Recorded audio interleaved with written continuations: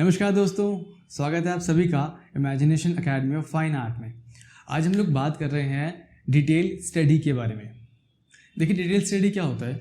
किसी भी आर्टवर्क के रियलिस्टिक लगने में उसकी डिटेल स्टडी का बहुत बड़ा रोल होता है। यानी कि अगर आप चाहते हैं कि आपका आर्टवर्क ज़्यादा से ज़्यादा वास्तविक लगे, ज़्यादा रियलिस्टिक लगे और खूबसूरत लगे, तो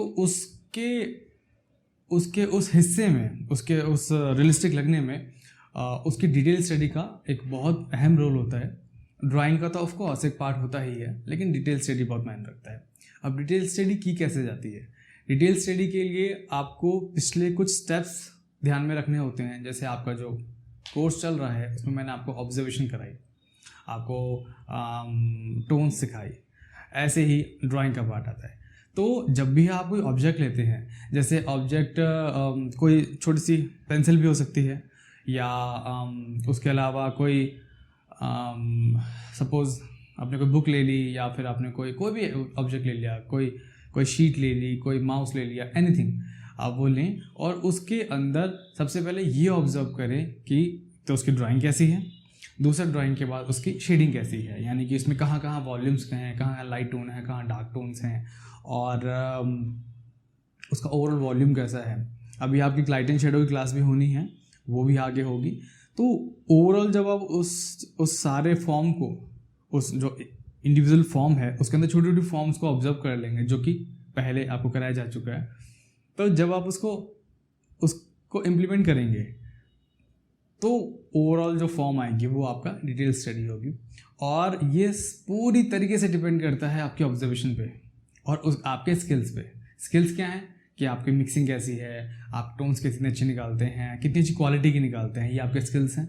और ऑब्जर्वेशन, यानी कहाँ लाइट है, कहाँ डार्क है, कहाँ पे मीडियम टोन्स आएंगी, कहाँ अच्छी मिक्सिंग होगी, ये जानना कि अप्लाई कहाँ करना है। आता तो है, मिक्सिंग करना तो आता है, लेकिन उसे अप्लाई कहाँ पे करना है, ये बहुत बड़ा पार्ट है। तो अगर आपके पास आपने पहले प्रैक्टिस की है पिछली क्लासेस की, तो आपके लिए डिटेल स्टडी समझना और आसान हो जाएगा। डिटेल स्टडी से पहले आपको क्लास कराई गई थी इंपॉर्टेंस ऑफ शेडिंग, यानी कि शेडिंग की इंपॉर्टेंस क्या है। तो वो भी इम्पॉर्टेंट पार्ट है। यानी कि किसी भी ऑब्जेक्ट को लाइव करने से पहले अगर आप 2D में बना लेते हैं, यानी कि किसी बाई चांस आपने किसी इमेज से उसको देख लिया, फ़ोन से या मैगजीन से या न्यूज़पेपर से, तो आपके लिए फिर लाइव करना आसान हो जाता है। एक किसी भी ऑब्जेक्ट का हाई एंड क्या होता है? Live study. यानी कि आप चाहे पोर्ट्रेट बनाएं, चाहे still life, landscape, live drawing, anything, आप कोई भी चीज़ बनाएं लाइव, लेकिन उससे पहले 2D स्टडी ज़रूर करें, ताकि लाइव करना आपके लिए थोड़ा और आसान हो जाए। ठीक है, तो फिर हम लोग इसकी जो डिटेल स्टडी है वो स्टार्ट करते हैं।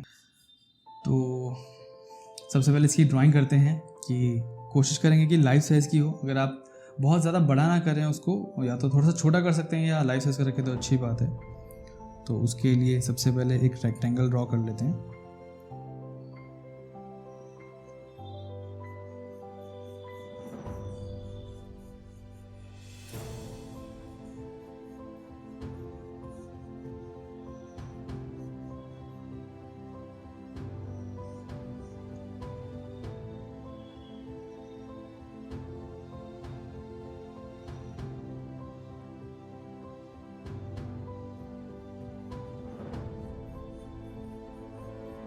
पहले उसकी बेसिक फॉर्म ड्रॉ कर लें कि वो एक बेसिक फॉर्म में कैसे बना हुआ है।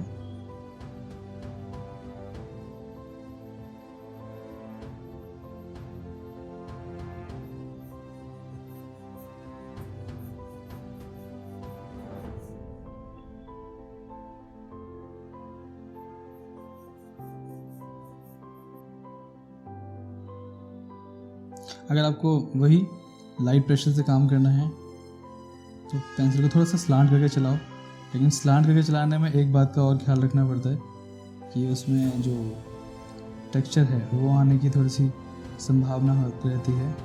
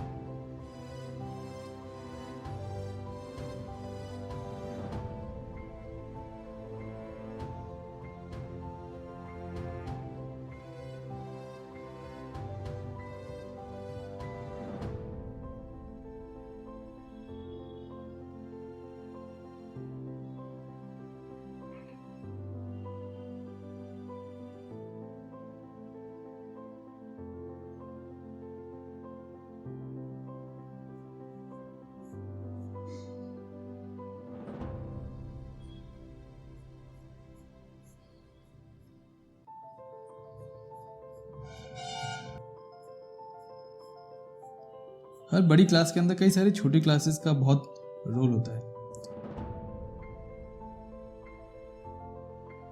इसके इस हिस्से में देखें तो थोड़ा डार्क टोन्स हैं।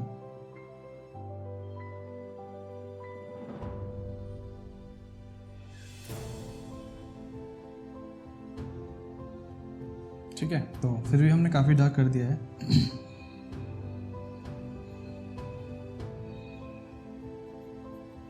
थोड़ा सा स्मूथ करता हूँ बीच से। ये थोड़ा बीच से यहाँ इस वाले हिस्से से थोड़ी सी मुझे ब्रॉड फील हो रही है, तो मैं इसको यहाँ से ब्रॉड कर दूँगा।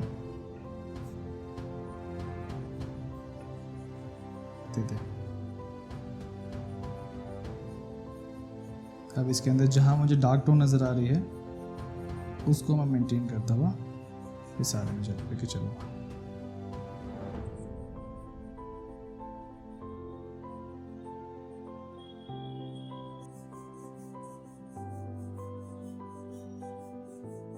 कोई बहुत बड़ी फॉर्म होती तो एक अलग बात होती, लेकिन अभी एकदम ओवरऑल इसके वॉल्यूम पे क्योंकि काम कर रहे हैं,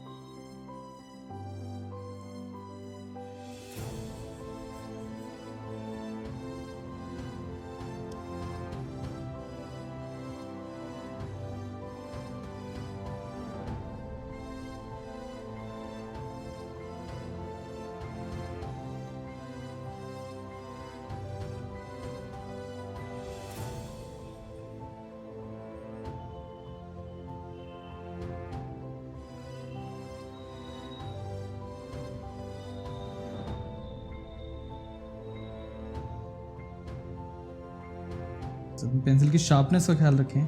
जितना छोटे एरिया में काम करेंगे उतना डिटेलिंग आपकी ज़्यादा हो सकती है शार्प पेंसिल के साथ, विदाउट शार्प पेंसिल नहीं।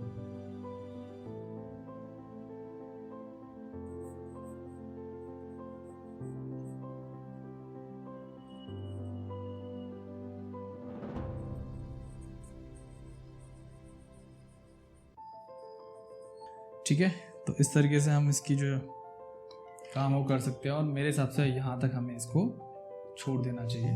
तो बाकी काम आप और प्रैक्टिस करें इसके। ऐसे ही आप खूब सारे ऑब्जेक्ट बनाएं, कोई भी ऑब्जेक्ट ले सकते हैं जैसे आपको कन्वीनियंट लगे आपके अकॉर्डिंग, जो मैं स्टार्टिंग में बता चुका हूँ। ठीक है, तो फिलहाल यहाँ तक के क्लास में इतना ही, और हम लोग फिर नई क्लास में नया टॉपिक लेते हैं। तब तक आप इसकी प्रैक्टिस करें और करके मुझे आप दिखाइएगा या टीचर को भेजिएगा। ठीक, चलिए तो मिलते हैं नेक्स्ट क्लास में। Okay, bye bye, take care, bye.